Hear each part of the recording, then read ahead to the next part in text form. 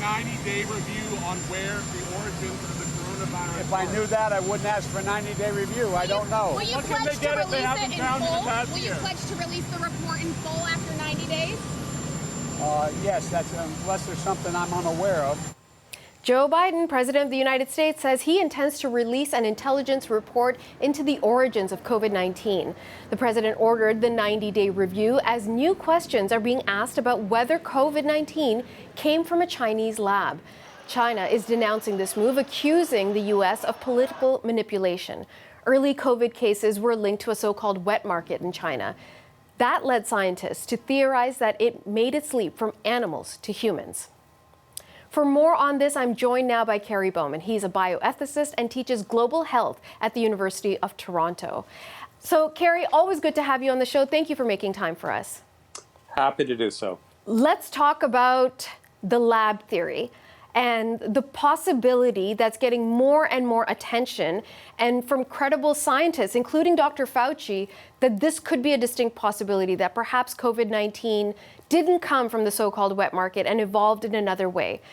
Why do you think people, respected scientists, are willing to explore this theory now when they were not a year ago? Well, you know, a year ago it was considered quite fringe. And remember, in the United States, obviously, President Trump was in power. And, you know, to talk like this was considered, you know, kind of conspiratorial and a little bit crazy.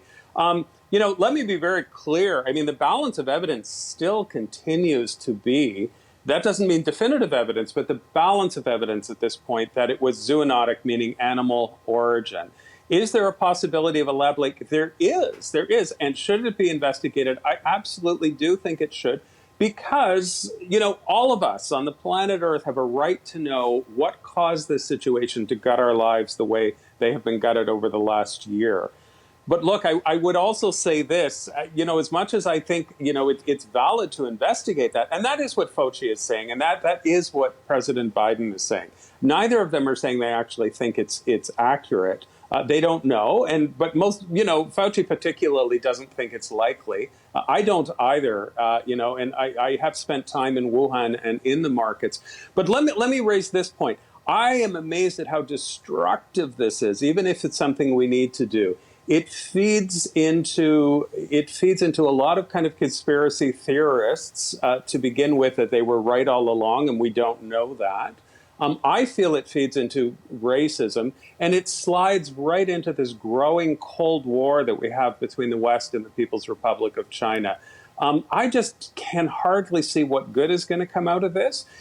Even if we found out tomorrow it was a lab leak, it has no implications on our management of this global pandemic. But Kerry, forgive me, and allow me to jump in go for it. At this point, because on this issue of race, that's been part of the reason why so many people have shied away from it. But we know that the Chinese government, not a specific ethnicity, but a government entity, has blocked the World Health Organization investigators. And you're completely right. And on that front, so it doesn't become an issue of race as it does as much of politics and transparency. And I think that's where, even if Donald Trump was presenting it, or conspiracy theorists who may or may not be right were presenting it, the issue for many becomes, well, if it did come from a lab, why did they hide it? So that's the exploration for a lot of people. Let's talk about that, because whether it was intentional or whether it was leaked by accident, why prevent World Health Organization investigators and others from going in to find that information out? Because they're not a Western democracy, and they have no interest in being one, and they're not going to play by our rules, and that's the way it is. But look, I agree with you. China has brought so much of this upon themselves. I mean, the way to generate and really feed this kind of thinking is to not have transparency. The way through it is to open right up and let the sun shine in. They have not done this, and they have brought this along. So I do think it could, you know, but it gets very tricky when you get into anti-China sentiment as opposed to anti-Asian sentiment, and where the boundaries are. But I just don't see this as something positive. I think most of it is going to be very destructive. And what worries me the most is I suspect the question is unanswerable, and we may never know. Why? The other thing, Well, because there may be no bottom here, because, information has likely, vanished. And even finding out the zoonotic origins, the animal origins of this may take a long, long time. But remember, SARS-1 of 2003 emerged from Asian markets. It's not that outrageous that this one could have. So did MERS, Middle Eastern Respiratory Syndrome. And what I worry about is the focus on this will take, people will stop saying, well, we don't need, they may say we don't need to worry about the environment and, the commodification of wildlife, because actually this is probably a lab, a lab leak or something like that. I just don't see, I do think we need to know. I really do, from a transparency point of view.